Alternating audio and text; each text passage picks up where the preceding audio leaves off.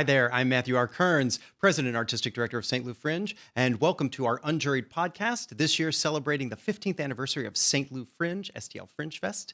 And I am here today with MacLean Blanner, Artistic Director of Debut Theater Company, and the headline act for this year's STLFringe FEST 26. Hi, MacLean. Hi. Tell us about Dear Evan Hansen. Yeah, so Dear Evan Hansen is a very popular show, but we're doing it in the round.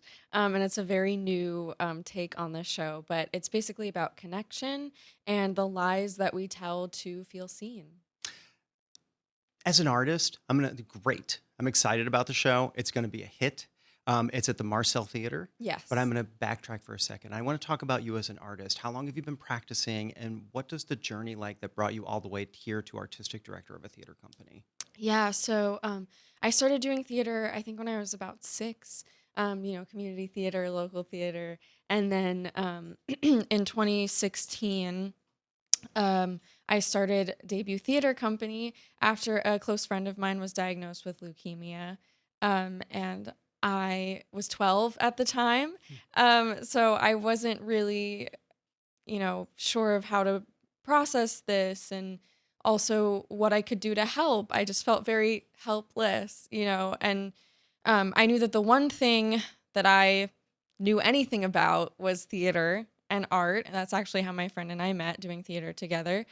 So I started Debut Theater Company. It's a nonprofit where we put on full-scale musical productions, and all of our profits from, ticket sales and concessions and donations and raffles and all the things gets donated to St. Louis Cancer Research. So we've donated to Siteman Cancer Center, Pedal the Cause, and St. Jude, which is also where profits from Dear Evan Hansen will be donated. That's amazing. Thank you. Amazing. Thank you for that work. Yeah. Wow, how beautiful. And what a beautiful way to celebrate your friend's life. Yeah. That's Yeah. great. Why this particular piece of work now? Dear Evan Hansen is, I think at least among Gen Z, is like a little bit controversial, which I think is evidence of like why it's necessary. Um, it's a show about a lack of connection and a lack of belonging.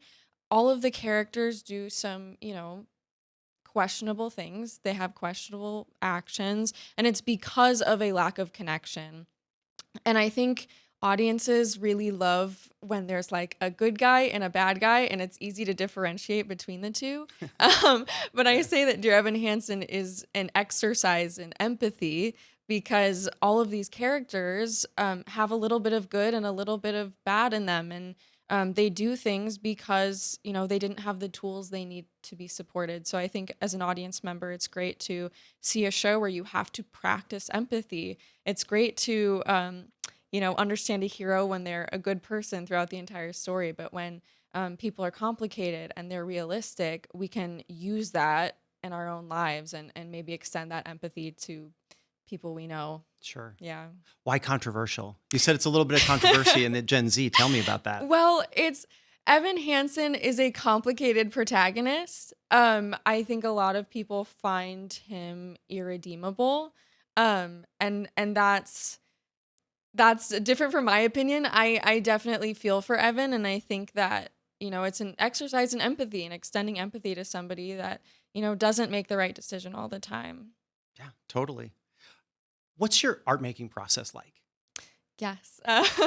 So my art making process, I kind of always say this. I never produce a show unless I have something to say. There are shows that I love that like I'd love to see at a local St. Louis theater, but if there's nothing for me to say, there's nothing that I can add to it, there's nothing that I can do differently than, the original, then I'm like, I can't tell a story. Usually it's like I'll have like a dream or there's a theme or a message that I just really need to tell, and that's when I'll choose a show. And then I also at Debut, I direct, produce, and then I also design all of the lights, set, costumes, sound, props, basically everything.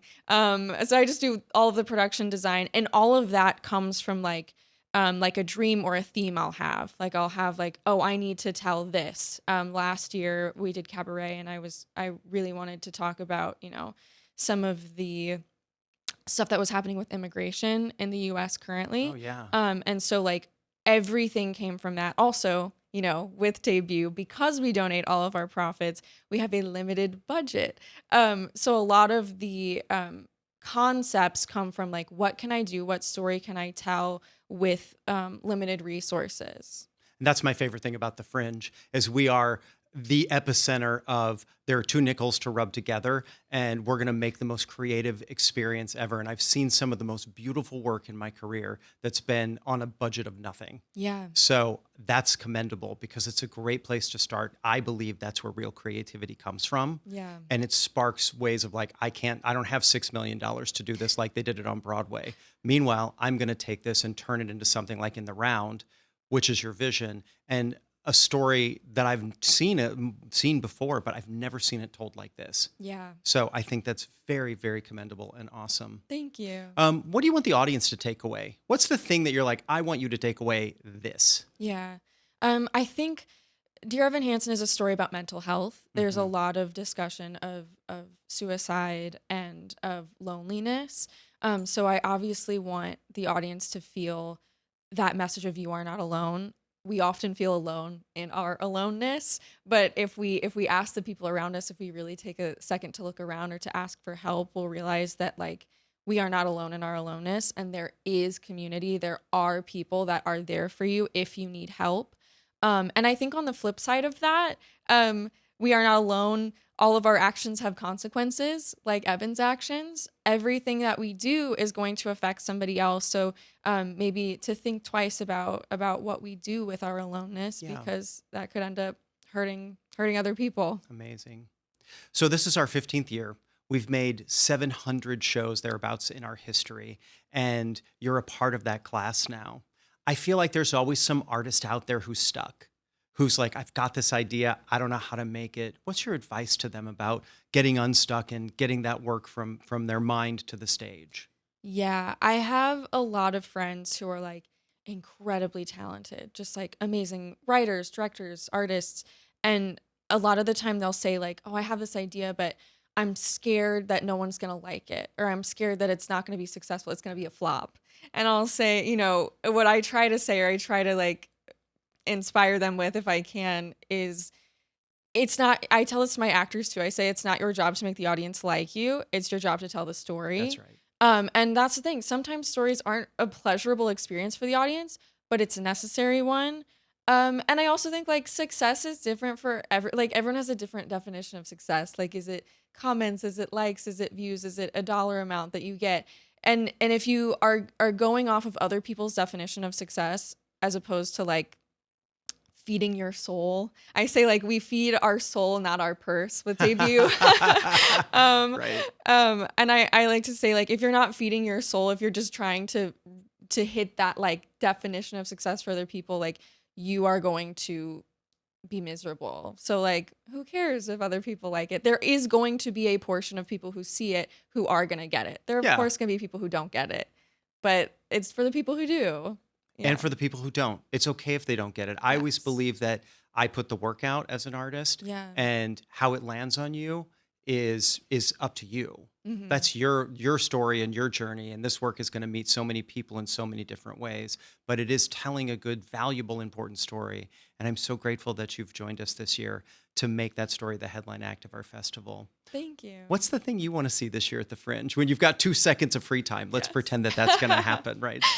I mean, the headliners look great. I'm a history fan. I like American history, and I saw there's a play, Thomas Jefferson's Notes on the Murder. Right. Yes, and I didn't even know about the story, the real history that this story is about, and I was like, I didn't even know this massacre happened. I mean, which obviously because it was against Indigenous people, so of course they don't teach us that in history class, right? So I'm like, I need to learn more about this. I'm very interested in that one. Yeah, and much like you back when you were 12, this is Owen's new theater company. So they're just starting out. So something that you did a decade ago, they're here now, just starting, and it's really exciting. Yeah. So yeah, check out. Thank you. Yeah. Thank you. We're so excited to see the work. The work is at the Marcelle Theatre, Dear Evan Hansen at the Marcelle, August 3rd through 9th at STLFringe FEST 26. It's our 15th anniversary here at the Fringe. Also check out Thomas Jefferson's Notes on the Murder. And we'll be back with the next episode of Unjuried soon. Take care.